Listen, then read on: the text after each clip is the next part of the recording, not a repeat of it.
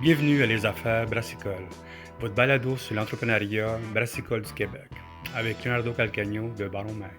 Bonjour tout le monde, ici Leonardo Calcagno des Affaires Brassicole. J'espère que vous allez bien et bienvenue à notre spécial 15 ans de Donham. Comme vous savez, Baron Mag, on a une section spéciale sur baronmag.com pour célébrer les 15 ans de Donham. Comme vous savez, la brasserie Donham, c'est une des piliers de la microbrasserie au Québec. Ils ont lancé des bières dans le temps qui n'avaient pas vraiment beaucoup de bières de microbrasserie. Puis depuis 15 ans, ils ont développé bien sûr leur bière, leur vision, beaucoup d'étiquettes, tout ça. Puis comme beaucoup de microbrasseries, son développement, le lancement d'une bière sans alcool il n'y a pas longtemps, un des premiers qui ont lancé une bière houblonnée, je m'appelle, pas une bière houblonnée, excuse-moi, c'était un drink houblonné, je m'appelle, c'était un des premiers au Québec qui faisait ça. Puis bien sûr, depuis 15 ans, la brasserie Donham a changé. Il a mis en place différentes façons de travailler, les formats ont changé, tout ça. Puis, bien sûr, une des affaires qui est intéressante, c'est que c'est un des premiers qui a fait des bières funky dans le temps, beaucoup de jobs comme ça qui ne se faisaient pas dans le temps. Puis, bien sûr, on a la chance d'avoir parlé un petit peu avec Sébastien, l'un des propriétaires, parler avec Simon, parler un petit peu de l'art, tout ça, puis d'autres brassiers en arrière de ça. Puis, aujourd'hui, on est censé parler avec M. Paquette, qui est le chef brasseur. Puis bien sûr, on va parler avec lui de qu'est-ce qui se passe dans la microbrasserie, c'est quoi sa vision de ça. Puis bien sûr, parler un petit peu des nouveaux produits qui s'en viennent, puis peut-être nous donner quelques cues, qu'est-ce qui s'en vient pour les 15 ans. Bien sûr, ce podcast est commandité par Inomalt. Si vous voulez du malt québécois à 100%, contactez inomalt.ca. Là, vous allez voir bien sûr tous les détails de ça, tous les malts pour les brasseries et les distillateurs. Puis rappelez-vous qu'une fois par mois, vous pouvez aller voir l'usine à Bécancour. Allez sur leur site ou sur baronmag.com pour réserver votre place. Bonjour Paquette, comment ça va? Bonjour, ça va très bien. Merci. Excellent. Bonsoir. Bien sûr, s'il n'y a pas de chef brasseur, pas de brasseur, il n'y a pas de bière. Number one. Avant de parler un petit peu de qu'est-ce qui t'amène ici, c'est quoi ta vision derrière ça, peux-tu me parler un petit peu d'où tu viens, c'était quoi ton pedigree brassicole, bien sûr? Au niveau du pedigree brassicole, j'ai toujours été un amateur de bière. J'ai brassé maison depuis l'âge adulte ou à peu près. Et puis, tu voulais être honnête ou... Oui, j'essaie d'être honnête. Mais c'est vrai que à peu près l'âge adulte, même honnêtement, jeune vingtaine peut-être, là, que j'ai commencé à brasser maison. Mais j'ai toujours été amateur de bière depuis l'âge légal, évidemment. Mais sinon, mon parcours était moins au niveau brassicole. Là. Plutôt, j'ai travaillé dans le service de la restauration dans ma vingtaine. Jusqu'à ma jeune trentaine, où ensuite j'ai fait du service en restauration, donc dans des restaurants généralement haut de gamme, mais de toutes sortes de restaurants. Okay. Et puis ensuite j'ai transité vers l'horticulture. J'ai fait un DEP en horticulture, j'ai travaillé dehors beaucoup pendant quelques années. C'est ce qui m'a amené en région. C'est ce qui m'a amené en région ici parce que normalement moi je viens de l'Outaouais, je suis pas de Donham, proprement dit. Donc c'est... je ne raconterai pas tous les détails tenants et aboutissants, mais en gros, c'est ce qui m'a amené dans la région, là, de travailler dehors, en horticulture, en centre jardin, puis ensuite en production, puis en plantation avec différentes entreprises. Mais bon, voilà, je suis tombé un petit peu sur Paradon, vraiment. Là, j'étais client ici à la brasserie Donham. À l'époque, ça s'appelait Brasseur et Frères. Donc, c'était pas encore brasserie. C'est old school, ouais, t'en avant. Oui. Moi, je suis ici, ça fait 14 ans. Là. Donc, je suis un an plus jeune, en tant qu'employé, un an plus jeune que la brasserie en tant que telle. Mais j'ai connu la transition en tant que client. Donc, j'étais ici et puis j'ai toujours été intéressé par la bière, évidemment. Puis, j'ai toujours, surtout à l'époque, j'étais bon client de la brasserie. Puis, quand il y a eu la transition et tout ça, à un moment donné, je me suis adonné à m'enquérir des opportunités peut-être d'emploi ici. Et puis, je suis arrivé au bon moment. Là. On m'a invité à faire partie de la grande famille de Donham. Au tout début, c'était en service, puis en fait même en gestion du pub en tant que tel. C'était la demande qu'il y avait à l'époque. Donc, le coin de la production, ça m'intéressait aussi parce que j'avais une jeune famille et puis j'avais l'intention de tomber sur un horaire un peu plus régulier que de faire du service. Puis à l'époque, c'était aussi un bar plus qu'un restaurant pub. Là. Donc, c'était des heures qui finissaient généralement tard, puis je voulais être coordonné avec ma famille, donc avoir un emploi de jour la semaine. Donc, je m'enquérais un petit peu. Dès que j'avais une chance d'aller en production, j'y allais. J'avais la chance d'avoir déjà travaillé dans des vignobles ici à Dunham, entre autres par rapport à l'horticulture, mais aussi, comme c'était des travaux généralement saisonniers, je me suis adonné à faire un petit peu de tout. Donc, autant de l'organisation de l'aménagement paysager que de la récolte de raisins, que de la vinification, que de, au niveau pour essayer d'étirer les saisons, tout ça. Donc, j'étais déjà familier avec l'environnement, si vous voulez, de fermentation, des pompes, parce que moi, je brassais déjà maison. Donc, au niveau de la théorie, je comprenais déjà un petit peu l'histoire de la fermentation des boissons alcooliques. Mais d'avoir travaillé dans le vignoble m'avait apporté un peu plus d'expérience par rapport à justement ce qui est de l'environnement, les pompes, les transferts, la fermentation en tant que telle, tout ça. Donc, quand je suis arrivé ici, moi j'ai essayé de faire valoir ces atouts-là pour aller le plus tôt possible en production. Et effectivement, le moment était bon, j'ai pu transiter rapidement. J'ai été engagé ici en juillet 2012 et puis déjà fin septembre, quand la saison touristique a tranquillisé, j'étais déjà derrière en production plus que j'étais à l'avant. Et puis c'est ça, de fil en aiguille, je suis devenu, à l'époque on était 3 brasseurs. Il y avait Éloi qui était toujours sur le plancher, il y avait Patrick Roy qui est maintenant à Sutton, et puis moi qui étais le petit nouveau là, dans l'équipe de prod. Puis là, il y a un coup, je ne sais pas encore les détails de tout le roulement de personnel, puis tous les petits postes à combler. J'ai fait évidemment beaucoup de choses, à peu près tout, là, ce qui est sur le plancher, pour au fil des années me spécialiser plus dans la production à proprement dit de la bière. Parce que quand la production a commencé à augmenter, là, on pouvait plus tout faire n'importe quoi, n'importe quand. Donc, moi, ce qui m'intéressait le plus, c'était la production en tant que telle, le brassage. Donc, c'est là que j'ai pu m'infiltrer, si vous voulez. Puis, c'est ça, avec le retrait un petit peu des lois vers des tâches un peu plus administratives. Puis, Patrick qui est parti vers Sutton, je me suis ramassé vraiment avec je dirais pas le fardeau, mais la responsabilité de la production de la bière à Dunham. Et c'est ce que je fais jusqu'à aujourd'hui. OK. Est-ce que tu as une vision plus vignoble quand tu fais de la bière ici ou quelque chose comme ça? Non, pas vraiment. Ce que j'apprécie une des choses que j'apprécie de la production de la bière, c'est qu'elle dépend moins de la saison à proprement dit. Oui, c'est vrai, au niveau de toutes les matières premières, ce sont des céréales, les houblons, tout ça,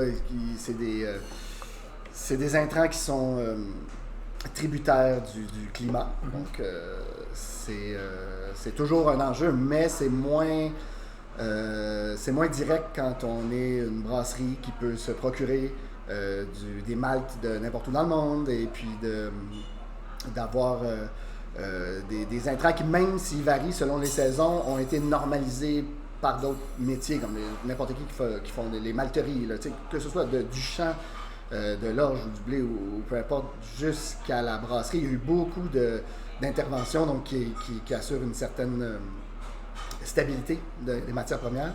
Pardon. Ce qui était moins vrai au niveau de la production de vin, surtout ici, là, dans des vignobles québécois là, qui sont vraiment tributaires de la température et toutes sortes de faits, que ce soit des attaques d'insectes ou de la grêle ou quoi que ce soit. Donc, de la pourriture et d'autres choses qui variaient le volume beaucoup, qui variaient la qualité du produit année après année, là, donc la qualité du millésime. C'était plus facile à saisir l'importance d'une bonne saison. Puis on était plus, quand les pluies se précipitaient, puis tout le monde se croisait les doigts pour pas qu'il y ait trop de pourriture, puis des trucs du genre, alors que maintenant, c'est moins vrai parce que, comme je vous dis, l'approvisionnement est assez stable. On voit les prix qui montent, tout ça. Oui, c'est ça. Une variante qui me concerne moins parce que je suis un employé, je ne suis pas le propriétaire en tant que tel, donc les coûts de la matière première m'influencent moins, et puis c'est quelque chose où on a plus la mainmise sur le produit final au sens de la constance de production par rapport aux intrants. C'est quoi ta philosophie comme brasseur, toi? C'est quoi ta vision quand tu fais de la bière? C'est la question que je me pose souvent à ce mot-là, parce que tu étais un brasseur amateur, tu as une grosse machinerie ici, tu as une vision, comment tu as embarqué tout ça. C'est quoi ta vision comme brasseur quand tu arrives chez vous? Est-ce que tu es plus technique? Tu es quelqu'un qui ne veut pas faire trop d'expérimentation en arrière de ça? Ben, je suis quelqu'un qui est très technique. Ça, je pense que je pourrais pas me le cacher. Là. Je suis quelqu'un qui a beaucoup de je suis très. J'essaie de toujours répéter. C'est une de mes grandes forces, hein, d'essayer de toujours reproduire les mêmes procédures pour essayer d'éliminer le plus de variables possible. Surtout professionnellement. Bon, eh bien, évidemment, j'aime bien expérimenter. Je pense que c'est arrivé beaucoup ici à travers la brasserie Donham, puis bon, chez nous à la maison aussi avec des petits projets connexes, mais principalement, je crois que au-delà de l'expérimentation, ça c'est quelque chose que j'aime beaucoup, puis je pense que la plupart des artisans, brasseurs ou autres, peuvent apprécier une partie d'expérimentation. Mais moi, je suis toujours quelqu'un qui aurait tendance à essayer de faire le produit le plus fiable possible. Le produit, souvent, j'aimais à penser que je ferais toujours la bière que moi, j'aimerais boire, mais bon, c'est de moins en moins vrai parce qu'à mesure que le marché s'étend, je peux pas dire que j'ai tous les goûts du marché. Je peux pas dire que j'apprécie tous les... Non, ben écoute, il n'y a pas tout... J'aime bien expérimenter, mais avec l'expérience, je suis capable de quand même avoir un cadre assez bien précis de ce que j'aime et ce que j'aime moins. Donc, je suis capable de dire à l'avance, en regardant un produit, en regardant une tendance, bon, ben moi, je suis moins peut-être sur cette tendance-là, mais je peux comprendre que certains gens, que ça plaise parce que c'est nouveau, parce que ça sort de l'ordinaire, donc souvent ça ouvre la porte à des gens qui aimaient moins la bière à proprement dit, la bière au niveau classique, de quand j'ai commencé, ou même avant, là, des bières qui étaient plus classiques, puis c'était comme, bon, t'aimes ou t'aimes pas, il y avait la blonde, la rousse, bon, les stouts, et puis c'était moins... Les variations qui existent maintenant. Oui, exactement. Puis donc c'est bien ça a pu ouvrir des portes pour la plupart des gens parce que moi je me rappelle je disais aux gens quand il était temps de convaincre, moi j'aime pas la bière, j'aime pas l'amertume, ou j'aime pas selon différentes raisons, je disais attends, c'est sûr que j'ai quelque chose que je peux te proposer qui va t'amener ailleurs, puis te rendre compte que finalement c'est pas la bière que t'aimes pas, c'est la bière que tu connais. C'est comme dire j'aime pas le jus. Ben, si on t'a toujours présenté du jus de pomme, ben, tu sais pas que tu pourrais peut-être aimer le jus d'orange ou le jus de pamplemousse ou le jus de... Donc, de dire j'aime pas le jus parce que c'est quand même difficile à assumer quand on pense à toutes les possibilités. Donc, on a eu beaucoup de plaisir avec ça à Brasserie Donham. Je dois dire qu'on s'est quand même donné dans les styles, autant dans les styles que dans les tendances, essayer de mettre notre propre en fait, quitte à me répéter, là, mais notre propre style sur des tendances existantes pour essayer de rester fidèle à nous-mêmes, mais quand même d'emboîter le pas de choses qu'on voit bien que, bon, si le marché le veut, on n'est pas Dieu pour imposer aux gens qu'est-ce qu'ils veulent et qu'est-ce qu'ils veulent pas. Donc, ça a toujours été important d'essayer de suivre le marché, puis de voir qu'est-ce qu'on est capable de tirer, nous, de cette tendance-là, qui normalement, ou en tout cas, a priori, était peut-être pas ce vers quoi nous, on serait allé en tant que consommateur, mais que, bon, la tendance est là, allons-y, essayons de voir qu'est-ce qu'on peut tirer de ça, nous. Comment tu fais quand tu rentres dans une brasserie comme Donham, qui a quand même une historique brassicole, tu sais? Comment tu fais pour garder le même constat de ça, garder le côté historique, puis amener ta couleur à toi? Comment tu fais pour parler de ça? Parce que c'est quand même beaucoup de travail. Tu te rends dans une place que il y a déjà construit, il y a déjà un goût en arrière de ça, il y a déjà une couleur. Comment tu fais, toi, pour arriver là-bas et te dire, OK, je rentre avec ça, j'amène des nouvelles bières, des nouvelles affaires? Comment tu fais ça? Bien, comme je dis, c'est très vrai parce que quand je suis rentré, bon, la brasserie était déjà existante, mais ça fait 14 ans sur les 15 anniversaires qu'on va fêter bientôt que je suis là. Donc, la brasserie était vraiment en mouvement. Au tout début, c'était vraiment facile puis assez instinctif d'apporter ma couleur comme les autres participants à l'époque. On était une petite équipe, donc c'était très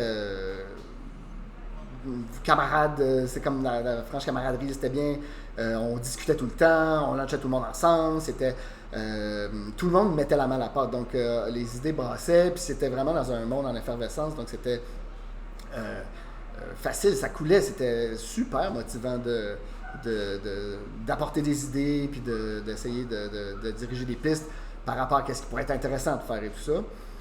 Maintenant, comme je dis, le marché, à un moment donné, commence à dicter parce qu'on s'est éclaté pas mal, on a fait beaucoup de choses. Après, on peut faire les produits qu'on veut. Si le client ne l'aime pas et qu'il reste sur les tablettes, c'est difficile à assumer. Le marché change beaucoup. Oui, exactement, définitivement. Le marché change beaucoup. Donc, on est rendu à un stade. Puis aussi, la compétition est féroce. Là. Avant, on était un peu plus... J'étais comme 75 là, il y a 10 ans, mais là, oui, on est oui. 300. Ah oui.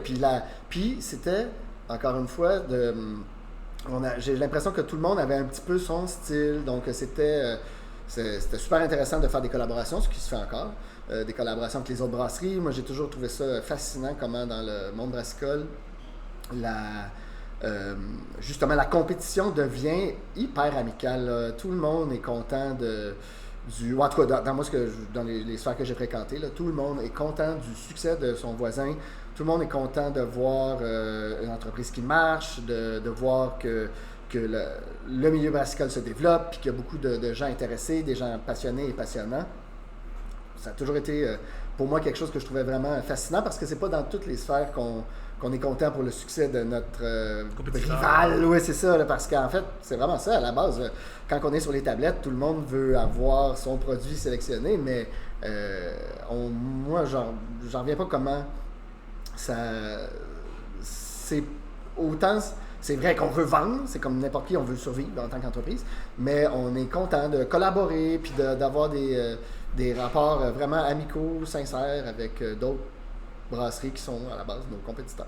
Puis en plus, pour les 15 ans, il y a beaucoup de collaborations qui s'en viennent. Oui, définitivement. Est-ce qu'il y a des collaborations que tu peux nous parler, des affaires qui ne sont pas trop cachées? Je sais qu'il y a un Greendale qui s'en vient. Ça, je le sais. Oui, ça, j'ai vu la photo, ça, on peut en parler.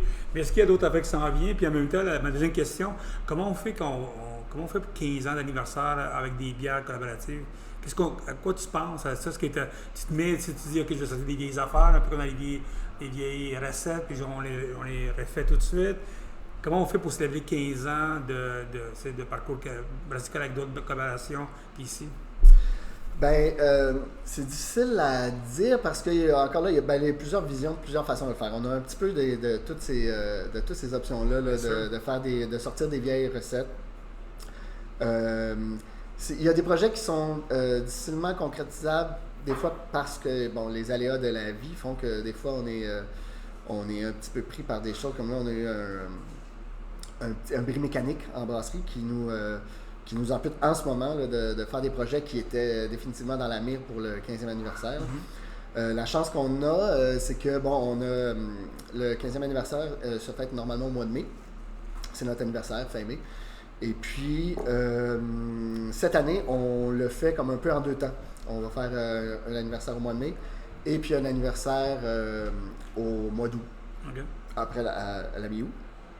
Donc, ça va nous permettre peut-être de se remettre sur cette lancée-là parce que, sans vouloir m'avancer trop dans les projets de collaboration, entre autres, mais en ce moment, tu es un petit peu handicapé, puis c'est une période qui est très critique par rapport au mois de mai qui s'en vient, mais à grands pas. Là, ouais. Puis là, je dis pas qu'on est arrêté pour longtemps, mais on est arrêté en ce moment, donc c'est quand même incertain là, par rapport à ce qu'on peut faire là, dans des délais raisonnables pour sortir des produits qu'on voulait sortir. Tous les produits qu'on voulait sortir pour l'anniversaire le 15 mai, possiblement, encore là, je ne veux pas m'avancer, mais possiblement que certains vont être remis pour le deuxième événement peut-être dans l'été parce que, force majeure, exactement. On a un bris d'équipement qui est, c'est ça, c'est une pièce d'équipement principale. On s'entend là, on peut pas... donc, on est un petit peu en ce qu'on appelle communément un shutdown, donc un arrêt. On est encore capable d'empacter, là, on a des bières, on a plusieurs cuves, donc on a plusieurs projets qui sont encore en route, donc ils peuvent, voir la fin de cet épisode-là, mais des produits qu'on devait brasser là, quand je parle de la semaine dernière, cette semaine, sont un petit peu hypothéqués, là, donc c'est difficile à prédire ce qu'on va faire. Mais c'est sûr qu'un anniversaire, ça se fait d'une façon ou d'une autre. Donc on a encore des des surprises, effectivement, qui vont être C'est proposées, mais je peux pas m'avancer beaucoup parce Écoute, que... on a un site, nous autres, on va tout mettre ça tranquillement quand ça va arriver. C'est bien correct, ça. Il y a une affaire qui vient de sortir, puis on parlait au début des changements de tout ça, c'est la bière sans alcool qui vient de sortir. La bière sans alcool, la Cyclope, c'est ça qui vient de sortir. Écoute, il faut que je t'avoue quelque chose. J'ai pris une photo, la dernière fois que je suis venu ici, je sais pas, mi-janvier, je pense. J'ai pris une photo, je l'ai mis en ligne, le monde était comme « What the fuck ?» Et le monde était comme « On a bien hâte de l'écouter » et tout ça. Bien sûr, comme toutes les microbrasseries, on est dans un moment où la sans-alcool ou les nano-bières 2.5, whatever, t'en vois plein partout. C'est sûr que quand la microbrasserie Dunham lance cette bière-là, il y a des questionnements qu'on se pose. Comment faire garder une bière sans alcool avec la même philosophie, puis la même vision, puis encore la même couleur de Dunham? Parce que souvent, quand on va voir des microbrasseries qui font de la sans-alcool, c'est flat. C'est de l'eau avec un petit peu quelque chose, puis on décide de vendre ça à 10$. Puis c'est rare des bonnes bières sans alcool. Toi, c'est sûr, tu n'es pas un brasseur qui, un jour dans ta vie, te dit « on va faire de la bière sans alcool ». C'est tous les brasseurs que j'ai parlé, c'est vraiment l'univers, tout à coup, est arrivé à ce moment-là. Comment on fait pour commencer à planifier cette vision-là de faire une bière que Cyclope qui est très connue, à mettre sans alcool, et comment tout a pensé en arrière de ça? Bon, écoute, déjà, je suis obligé de dire que moi, j'étais pas 100% derrière ce projet-là. Moi, je suis pas un consommateur de bière sans alcool. Pas que je n'apprécie pas des produits sans alcool. La bière sans alcool, pour moi, est moins... je veux dire, j'ai déjà fait le mois sans alcool et tout ça, puis je suis quelqu'un qui boit régulièrement, donc de la bière. La bière, c'est ma boisson, du vin spiritueux et tout ça. Moi, la bière, c'est bon, je suis un gars de bière. Donc, j'aime beaucoup la bière. La bière sans alcool me laisse un peu froid. Je crois que dans les moments où j'ai envie de boire autre chose que de l'alcool, je vais aller vers une boisson qui est non alcoolisée standard. Moi, pour ma part, j'aime beaucoup l'eau gazeuse. Donc, pour moi, ça me satisfait pleinement. Quand je décide, ça va, je prends une pause, que ce soit pour plusieurs jours ou pour un moment dans la journée, je vais aller vers quelque chose d'autre que la bière sans alcool. Mais bon, le marché étant ce qu'il est,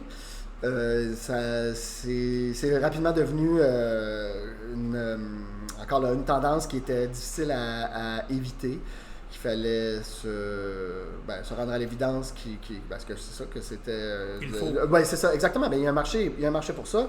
Puis apparemment, selon les chiffres, c'est le seul département, le seul marché qui est en essor au niveau des brasseries, tout ça. Donc, c'était impossible de passer à côté du fait qu'il fallait faire une bière sans alcool.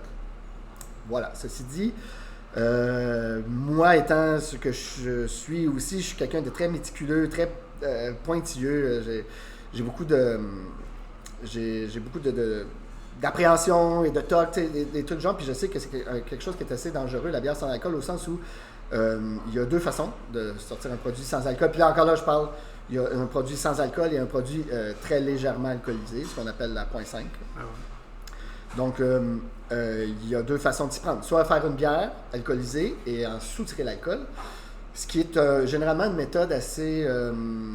fidèle, c'est possible, les macros, les grandes brasseries qui font des bières sans alcool, exactement, font ce type de bière-là, qui généralement est assez fidèle à la bière originale. Donc, la Guinness est impressionnante. Ah oui, puis je veux dire, justement, la Heineken, par exemple, tous les macros qui se lancent dans ce projet-là, ils peuvent y aller avec assurance, parce que effectivement, c'est surprenant comme le produit est fidèle au produit original. Donc, mais c'est un produit qui est excessivement coûteux, qui demande beaucoup d'installation, d'équipement qui est très coûteux, puis difficile à assumer pour une brasserie qui est toujours en questionnement, à savoir l'avenir et tout ça. Bon, les marchés qui changent, on vit dans un monde qui est à peu près très incertain par rapport à la demande en tant que tel. De la sans-alcool, d'accord, mais si c'est juste un autre trend, comme je dirais, ou une autre vague de popularité qui est appelée à s'essouffler, est-ce que ça vaut la peine de se lancer dans des achats d'équipements aussi coûteux pour faire un produit de genre?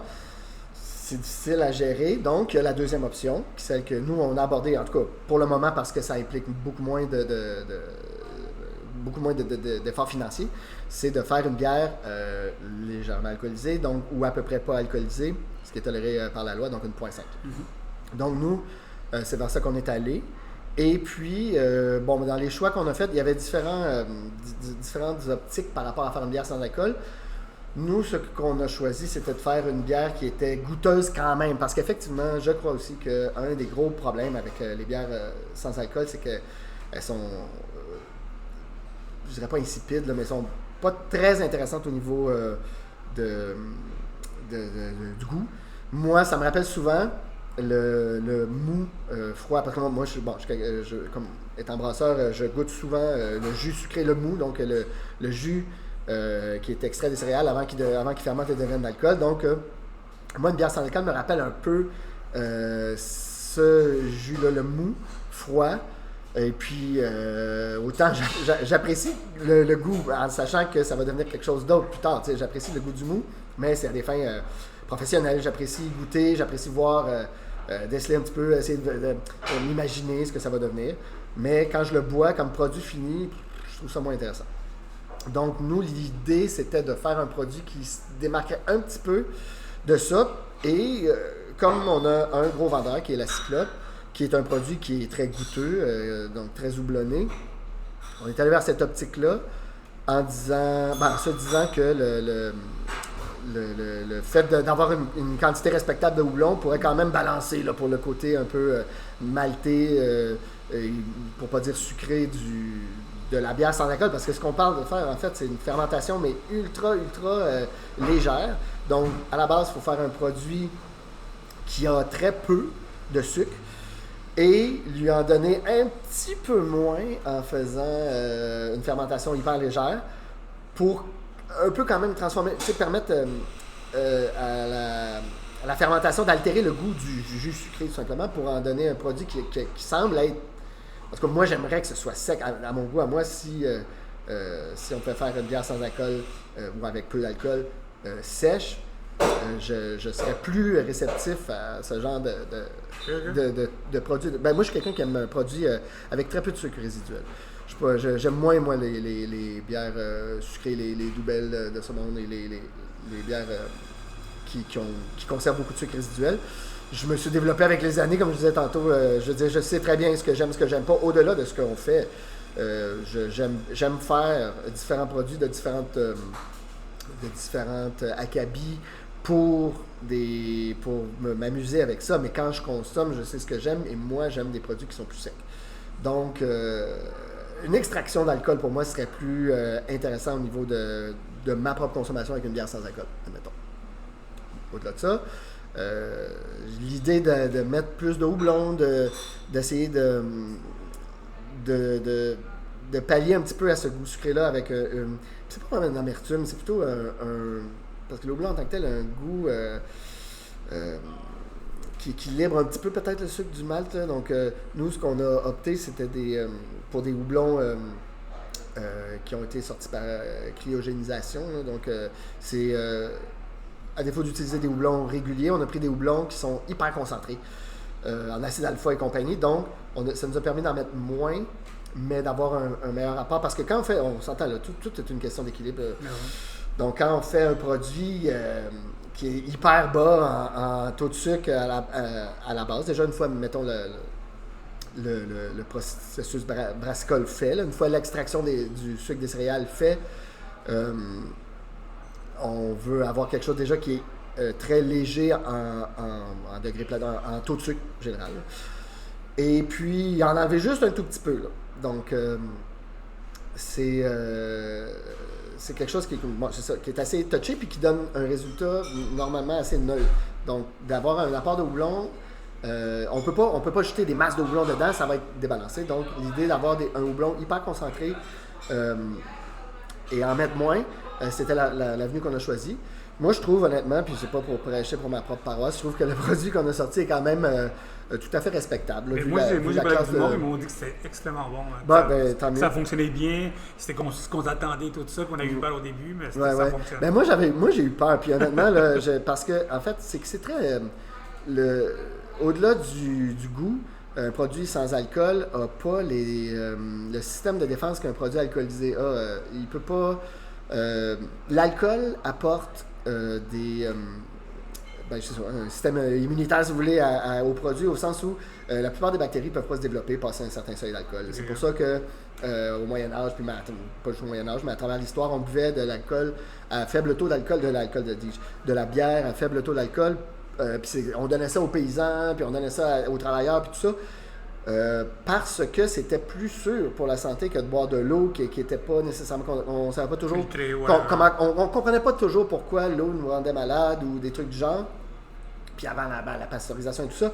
Mais la bière avait cette particularité de ne pas avoir sans avoir trop d'alcool pour saouler les gens et les empêcher de travailler. Mais il y avait, passé un certain degré d'alcool, on avait comme une genre de barrière... immunitaire aux bactéries et tout ça. Donc, c'est très intéressant. Mais une bière sans alcool n'a pas ça. Donc, c'est super important quand on fait une bière sans alcool d'être vraiment là, à cheval sur la technique puis la production en tant que telle.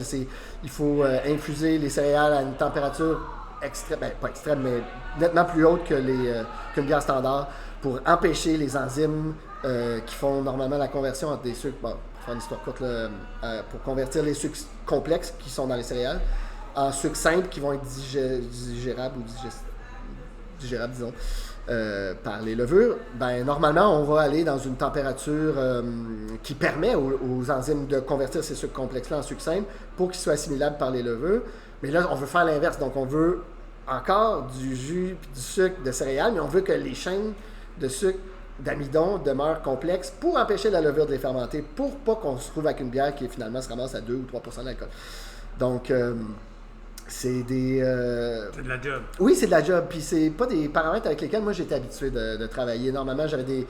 ça fait longtemps que je fais ce métier-là, donc j'ai vraiment développé une expérience au niveau de la pratique en tant que telle dans mes installations. Je ne dis pas que je suis un génie, que je serais mieux que quelqu'un d'autre ailleurs, mais je connais bien mes équipements, donc je suis capable normalement de faire obéir d'une certaine façon mes équipements pour avoir ce que je veux. Je sais à quelle température mettre l'eau d'immersion avec laquelle je vais empâter, que je vais mélanger mes céréales pour avoir une température d'empâtage X. Et ça, c'est quelque chose qui n'est pas linéaire. Donc, même si j'avais un certain range de température avec lequel j'étais à l'aise, je savais que, à telle température, si je veux un empâtage à telle température, ça veut dire que je vais mettre mon eau à telle température.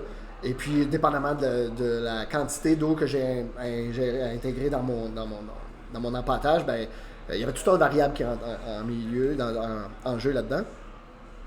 Mais avec la bière sans alcool, c'était des specs que je n'étais pas habitué. Donc, ça me sortait de ma zone de confort. De là, un peu de réticence de ma part à aller, parce que c'était moi, au final, c'est moi qu'il fallait qu'il l'assume, ce produit-là. Oui, je veux dire, c'est beau, on a des idées, c'est le fun, on va faire une bière sans alcool. C'est une idée à laquelle j'étais pas très chaud, mais après ça, c'était sur moi qui reposait Dans ce cas-là, je peux te dire le fardeau de sortir un produit qui était pas, qui était comme fidèle à ce qu'on cherchait, alors que je sortais de ma zone de confort, chose que j'ai des fois des réticences à faire. Mais bon. Puis maintenant? Ben maintenant, écoute, je suis content du produit qu'on a sorti. Là, il y a des améliorations à faire. La prochaine mouture de la bière sans alcool qu'on va faire. Déjà, au lieu encore, on va pousser encore plus l'idée d'intégrer moins de houblon pour la quantité de saveur, mettons. On va aller avec des huiles, des concentrations extrêmes, des huiles finalement de houblon, là, d'acide alpha si vous voulez, là, qui sont en concentré extrême et qui peuvent permettre encore là moins d'ajout de houblon, de matière physique pour un même potentiel là, de saveur. Là, donc, moi je pense que c'est intéressant ça. Ça va, puis on est sur cette route-là. Maintenant, la première était la plus difficile au sens où j'étais un petit peu à côté de mes pantoufles. Mais bon, fort de cette expérience-là, maintenant, on est sur cette route-là. Je ne dis pas qu'on va en faire, on ne va pas devenir une brasserie qui vit sur la sans-alcool. Là. J'ai espoir que le marché se stabilise à un certain point parce que moi, ça me fait plaisir. Puis j'ai l'impression, malgré le fait que je considère que notre produit sans alcool est tout à fait respectable et parmi les meilleurs que moi j'ai dégustés, j'ai pas... je prends moins de plaisir à faire quelque chose comme ça parce que c'est moins dans mon... dans mon goût, en fait, voilà. Écoute, t'es pas le seul. Moi, je parle avec beaucoup de brasseurs, tout ça. C'est le questionnement à chaque fois qu'on lance une bière sans alcool. Qu'est-ce que je fais avec ça? C'est pas mon bright. C'est pas ça que je voulais faire dans ma vie. Puis tout à coup, comme tu dis, tu découvres des côtés là-bas, tu mets en place des affaires comme ça. Félicitations.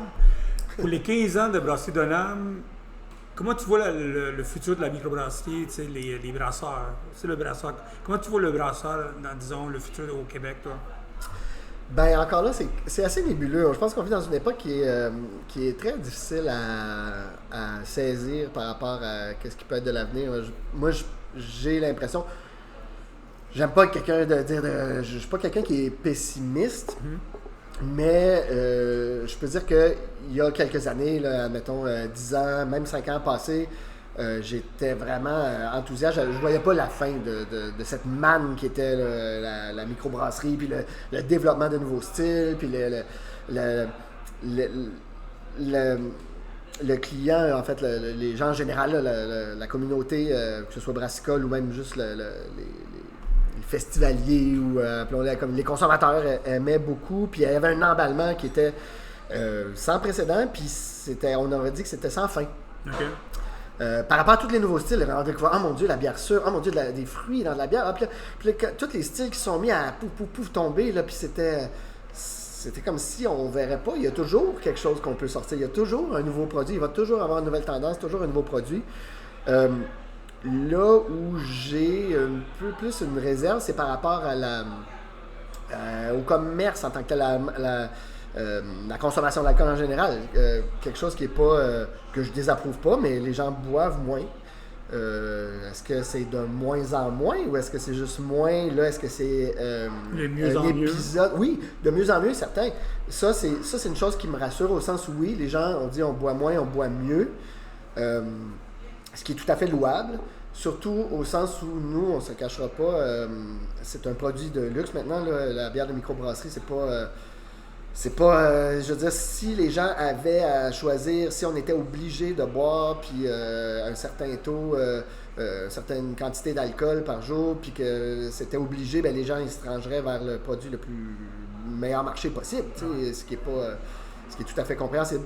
Mais comme les gens boivent moins et mieux, puis que de toute façon, on s'entend que c'est pas une obligation dans la vie, je pense que les gens qui restent, les amateurs qui restent, vont vers des produits qui sont un peu plus peut-être spécifiques, fidèles à leur goût, puis un peu plus de luxe dans ce sens-là. Parce que comme je dis, si quelqu'un qui cherche juste à avoir un petit buzz d'alcool va pas nécessairement aller vers un produit de luxe qui est comparable en prix à... Je veux dire, on peut avoir une bière de marque commerciale, la moitié du prix, c'est pas moins là, que ce que nous, on vend. Donc, c'est difficile à justifier. Ben oui, mais nous, notre produit est 2 fois plus cher pour le même taux d'alcool. Donc, en théorie, t'en as plus pour ton argent avec une bière commerciale. Mais c'est là où entre en jeu l'idée que, bon, si on boit moins, on boit mieux. On peut aller vers un produit qui est un peu plus... De qualité. Oui, exactement. Puis de la qualité, encore là, c'est une question de goût, parce que de la qualité, je suis à peu près certain que si on passait la qualité Molson, les Molson Labatt et compagnie de ce monde, on produit tout à fait qualitatif au sens où j'imagine qu'ils ont très peu de retours par rapport à des batchs ou des trucs qu'ils auraient manqué. Je pense qu'il y a beaucoup de il y a une grosse équipe derrière, puis il y a beaucoup d'argent investi. Beaucoup d'avocats. Ben oui, puis au sens où, je veux dire pas juste des avocats, des gens qui font de la quality control, c'est ça, du contrôle de qualité, en fait, qui est impossible à manquer. Donc, c'est des grosses boîtes qui ont beaucoup d'argent. Donc, ça m'étonnerait, on est loin de la DAO, là, puis il y a des produits qui pouvaient rendre les gens malades. Mais au-delà de ça, je pense que justement, le client a peut-être, le consommateur a peut-être maintenant un goût de produits, sans dire de luxe, mais de plus marqué, plus fidèle à ses attentes à lui. Donc, je pense qu'il y a toujours une place dans le marché pour ces choses-là, mais après ça, l'avenir, c'est difficile à dire. Est-ce qu'il va... Moi, je pense aussi, autant que les gens boivent moins selon les statistiques, autant aussi l'offre est là, puis les compétiteurs, toutes les brasseries essayent de se démener pour trouver justement une bière avec moins d'alcool, une bière avec justement la sans alcool qui fait ses entrées, mais tout le monde veut assurer la survie de son entreprise. Donc après ça, jusqu'où on est prêt à aller, qu'est-ce que le marché va dicter comme tendance là, après ça, parce que je veux dire, ça a été vrai pour beaucoup de choses. Il y a plusieurs années, quand on parle du vin, mettons, au Québec, là, c'était pas très connu. La plupart des gens se demandaient plus ou moins c'était quoi les cépages dans ce qu'ils buvaient, d'où la provenance et tout ça. C'était bois blanc ou rouge. Moi, je suis plus blanc, le rouge, non, moi, ou l'inverse. Maintenant, c'est beaucoup plus élaboré.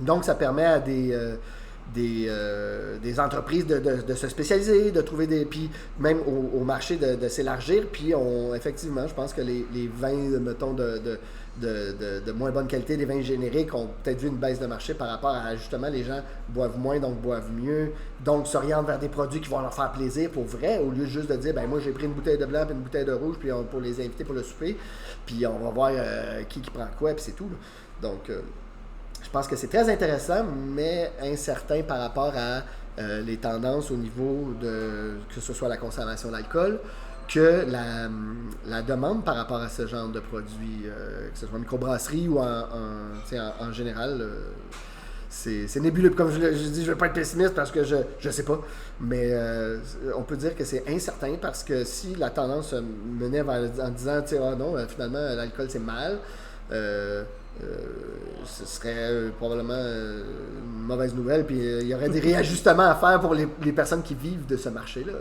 Bien, excellent. Écoute, merci beaucoup encore. J'ai beaucoup aimé le côté de la qualité, la quantité, l'honnêteté du marché. Je trouve ça intéressant parce que c'est important que le monde comprenne qu'il y a toute une beauté en arrière de brasser, tout ça. Il y a un côté commercial aussi, il faut penser à ça. Puis aussi, c'est pas parce que c'est un côté commercial, il faut manquer ça, il faut bien faire ça, les affaires. Puis une fois que tu as pris le temps de bien faire ta bière, tout ça. C'est important. Puis écoute, moi j'ai eu des bonnes réactions, le monde a eu des bonnes réactions à qui j'ai fait goûter à ça. Puis je sais que c'est un produit à vous autres qui est vraiment intéressant, moi on aime beaucoup ça. Félicitations encore. Bien, merci beaucoup, je suis bien content. Puis je pense que effectivement, que ce soit avec ou sans alcool, la bière a quand même une belle place là, dans l'avenir. Comme je dis, c'est à savoir qu'est-ce que les gens vont choisir dans tout ça, là, parce qu'au final, on est dicté par on a beau vouloir faire ce qu'on aime et tout ça. C'est le client qui est roi. Toujours. Bien, merci beaucoup. Hein? Merci beaucoup. Mais c'est ça que vous allez sur Baron Mag, il y a une section brasserie de Nam, vous allez avoir toutes nos entrevues, plein des événements qui s'en viennent, des photos, tout ça. Il y a plein de choses qui s'en viennent sur baronmag.com. Rappelez-vous que ce podcast est commandité par Innomalt. Si vous êtes une malterie québécoise ou une brasseur du Québec et vous voulez des produits 100% québécois, contactez innomalt.ca. Et rappelez-vous qu'une fois par mois, Innomalt vous invite à l'usine à Bécancour, à aller sur leur site eux autres ou sur notre site à nous autres pour bien sûr aller chercher votre billet, puis visiter l'usine, puis on finit avec des sandwichs et de la bière.